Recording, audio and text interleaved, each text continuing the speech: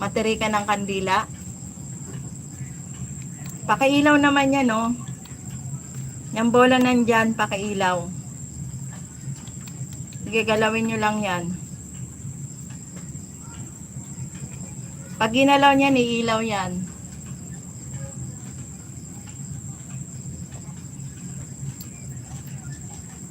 Kita ko nga, idol. Ayan, oh. Nagpapakita talaga sila, oh. Jesus name. Nakita nyo? Diba? Ayan, oh. Pailawin nyo nga yung bola. Pwede ba? Nandito pala kayo eh. Pailawin nyo. Pwede. Gusto nyo ba ng dasal? Titirik ako ng kandila. Salamat sa ano ha. Pag-ooperate nyo ha. Maraming salamat. Nagpakita kayo sa